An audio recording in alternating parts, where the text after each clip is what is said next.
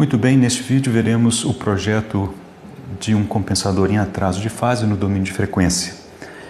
E o que eu quero fazer com vocês é voltarmos a um exemplo que vimos neste vídeo, projeto na frequência avanço de fase, em que consideramos uma função de transferência de um motor CC, em que θ era a posição do eixo, é a tensão da armadura, e a função de transferência dada tinha um 5 aqui no numerador.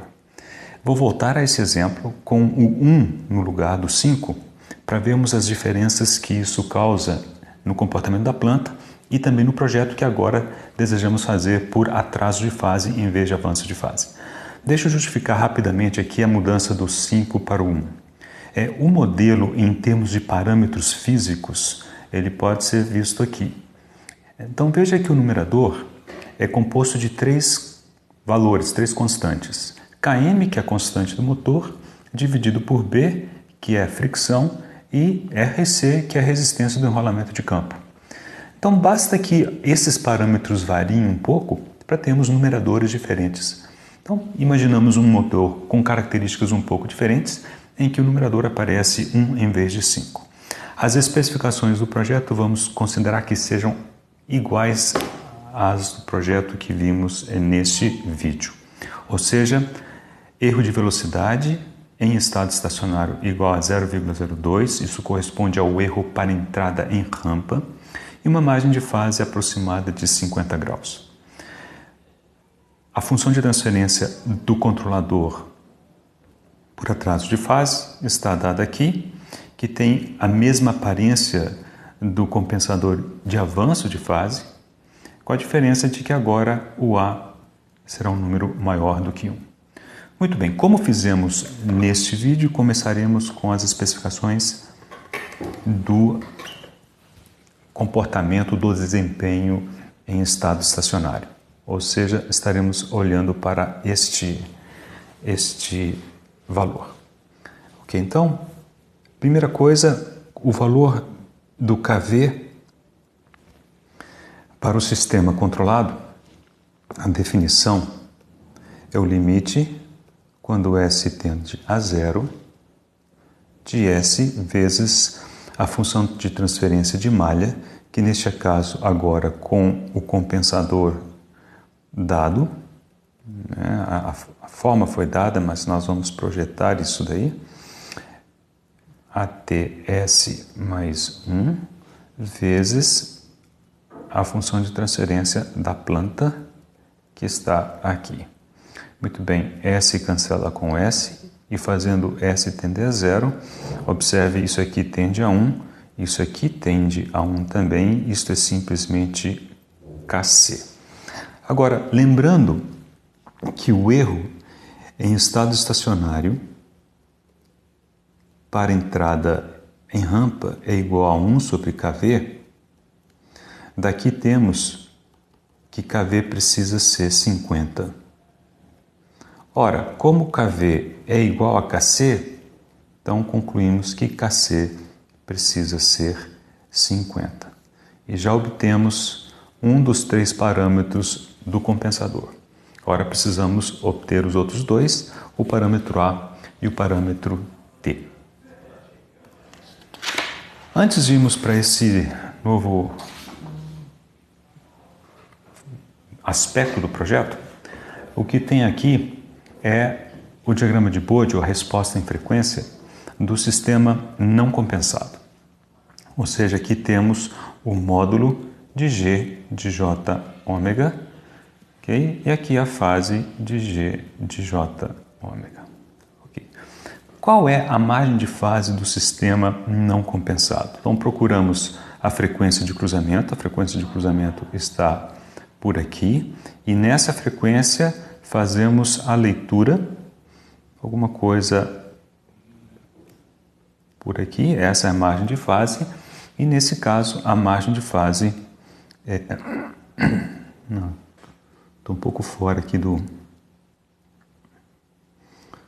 pegar aqui direitinho. Aqui é alguma coisa próxima de 0,8. Então, aqui 10,09, ou seja, 1,0908, a margem de fase está aqui. Isto é aproximadamente 51 graus. Muito bem, a margem de fase está boa. Lembre-se que o requisito é 50, já temos 51, então em princípio não precisaríamos mexer. Então o objetivo de utilizarmos o compensador em atraso de fase é precisamente o compensador para não mexer muito nesse aspecto da dinâmica transiente do sistema. Agora, observe que quando formos ajustar o ganho fará com que essa curva suba e, portanto, esse ponto de cruzamento, a frequência de cruzamento, vai correr para cá, né? E aí a margem de fase cairia. Então, a grande vantagem de utilizar um compensador em atraso de fase é que queremos subir a curva nas baixas frequências e mantê-la inalterada por aqui. Ou seja, queremos que a frequência de cruzamento continue ocorrendo nessa região, porque nessa região a margem de fase está muito próxima da margem de fase requerida.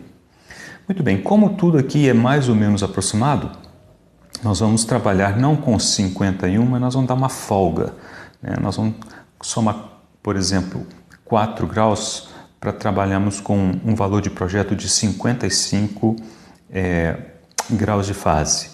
Então, isso mais ou menos dá por volta desta frequência, que é 0,7. Então, essa frequência é 0,7, essa daqui era 0,8, e essa margem de fase é aproximadamente 55 graus. E será essa que utilizarei nas próximas transparências para fazer o projeto. Lembrando que essa será a frequência de cruzamento desejada no projeto final. Ou seja, quando essa frequência estiver por aqui, em torno de 0,7, então eu torço para que a margem de fase esteja por volta de 55 ou um pouco menos, sendo que eu tenho folga para estar em torno de 50. Antes de fazer o projeto, vamos apenas lembrar das características principais do compensador de atraso de fase, né, que tem função de transferência como esta. Então, tem um polo na frequência 1 sobre AT e um zero na frequência 1 sobre T, né? Tem uma parte com ganho elevado e depois uma parte com ganho baixo. É isso que precisamos. Queremos aumentar o ganho em baixas frequências para melhorar o desempenho transiente, o desempenho em estado estacionário, e não queremos mexer muito na região em que a margem de fase é lida, né? Porque ali a margem de fase já está em um valor bastante bom. Okay? Então, a fase, observe que ela faz assim, pelo fato da fase ser sempre negativa, é que se dá o nome de atraso de fase para esse tipo de compensador. Observe que se eu não quiser mexer muito na fase do sistema controlado, eu vou precisar trabalhar em regiões por aqui, em que o aumento, ou melhor, o atraso de fase provido pelo controlador é relativamente pequeno. Okay? Um valor que eu vou precisar muito em breve é este daqui. Então, observe para este valor, que valor é esse? Esse é o valor da assíntota de alta frequência para o módulo, né, do compensador. Então, em altas frequências, o controlador tem ganho 20 log na base 10 de Kc sobre A. Diga de passagem, nós já calculamos o Kc. Muito bem. Então, já que calculamos o Kc, nós vamos traçar a resposta em frequência aqui do sistema compensado com ganho apenas. Então, observe que a curva toda subiu como era de esperar. O ponto, né, de cruzamento, a frequência de cruzamento saiu aqui de em torno de 0,8 e foi parar lá para frente. Eu não quero isso, eu quero mantê-la nesta região. Aliás, o nosso valor de projeto é 0,7. Já vamos deixar isso aqui marcado para nos guiar no olho. 1,090807. Então o 0,7 está por aqui. Eu quero que essa curva, no caso do sistema controlado, passe aqui. Perfeito? Muito bem. Então, a linha de raciocínio aqui é a seguinte. Eu quero que o controlador, observe que parte do controlador já está aqui, o KC. Eu quero que o resto do controlador, a hora que ele seja levado em conta, seja capaz de abaixar nesta frequência o ganho do sistema deste tanto. E assim forçar essa curva de ganho a passar aqui e a frequência de cruzamento será essa e, portanto, a margem de fase será mais ou menos que havíamos já predeterminado, alguma coisa aí por volta de 55, mas tem uma folga, vocês verão que a coisa não fecha tão certinho assim. Muito bem, então precisamos fazer essa leitura. Que valor é esse daqui? Essa leitura eu já fiz e ela é alguma coisa em torno de 35 dBs. Muito bem, com essa informação nós voltamos àquele resultado. Lembre-se que eu chamei a atenção na transparência anterior que a assíntota em altas frequências para o ganho do controlador era 20 log na base 10 de Kc sobre A. Ocorre que o Kc já foi levado em conta nesse desenho. Então eu preciso removê-lo dessa expressão porque ela já foi usada. Então aqui fica 1 sobre A. E o que a gente precisa? Precisamos que esse ganho, do que resta do controlador, seja capaz de trazer isso aqui para baixo. Ou seja, se isso aqui é 35, esse ganho tem que ser menos 35 dBs. E com isso, na hora que somar, esse ponto aparecerá aqui. Muito bem, essa conta resulta em aproximadamente 56. Okay? Muito bem. Agora, a questão da assíntota de alta frequência está resolvida, mas e o resto do controlador? Onde que ele aparece? Ele tem que aparecer à esquerda, porque aqui já vai ser a assíntota de alta frequência. Para que a fase não altere muito isto, nós vamos escolher o zero uma década abaixo da frequência de cruzamento desejada. Então, se a frequência de cruzamento é 0,7, nós vamos colocar o zero em 0,07. Lembre-se que a frequência do zero era em 1 sobre t e queremos que esteja uma década abaixo da frequência de cruzamento, portanto 0,07, de onde temos que t é igual a 14,3, né? E, portanto, o compensador está projetado, os 3 parâmetros já foram obtidos. Então, Kc igual a 50, A em torno de 56 e T em torno de 14,3. Então, substituindo os valores que acabamos de determinar, Kc 50, T 14,3 e o A vezes o T dá 803,3 S mais 1. O que temos aqui em cores em verde é a resposta em frequência do compensador, em azul é a resposta em frequência da planta e em vermelho é a resposta em frequência do sistema compensado. Observe que em baixas frequências o sistema compensado efetivamente teve um ganho aumento de ganho comparado à planta, isso para atender às especificações de estado estacionário. E na região de projeto, em particular o 0,7, frequência de cruzamento 0,7, 1,090807, temos que a frequência de cruzamento está bastante próxima desse 0,7, está um pouquinho acima. Então observe que a margem de ganho, a margem de fase está mais ou menos por aqui. Esse valor é em torno de 49 graus, o que efetivamente nos atende. Observem que existe uma pequena diferença aqui na margem de fase, que corresponde ao fato do controlador na frequência de projeto não contribui zero. Ela realmente vai puxar um pouquinho para baixo a margem de fase, ou melhor, a fase da planta, e resultando numa margem de fase um pouquinho menor do que o ideal. É por isso que a gente utilizou aquela folga de 4 graus, que poderiam ser 3, poderiam ser 5, isso não é mágico, escolha um número por aí, mas trabalhe com uma pequena folga. Você vê que nós projetamos para 55 e no final tivemos 49.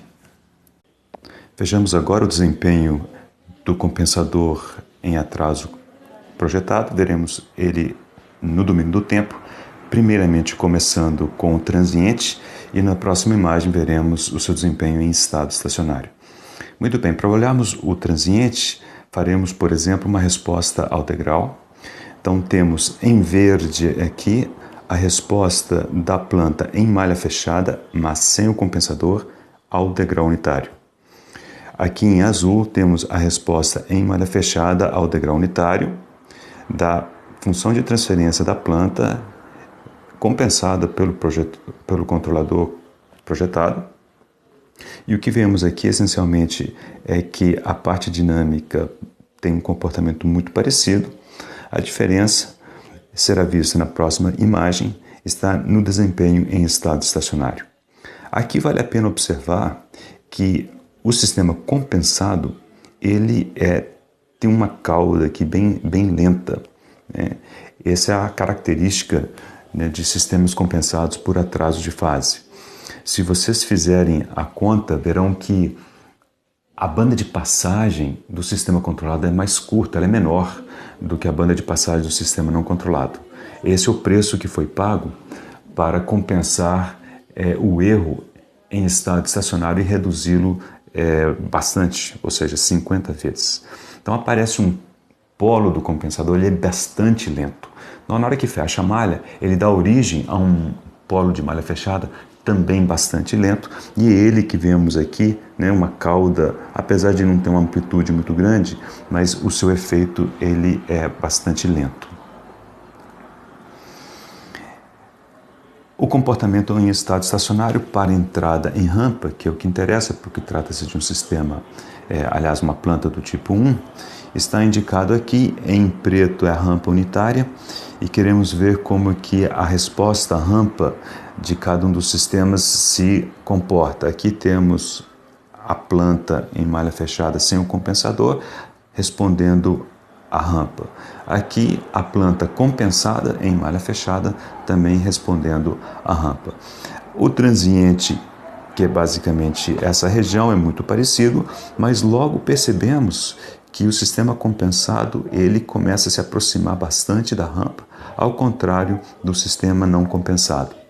E se formos em direção ao estado estacionário, esse erro ele fica efetivamente em torno de 0,02. Aliás, é exatamente 0,02. Portanto, o comportamento desejado em estado estacionário está atendido também. O código correspondente a esse projeto está disponível na plataforma ResearchGate para vocês baixarem, alterarem, explorarem e se convencerem dos principais aspectos do projeto.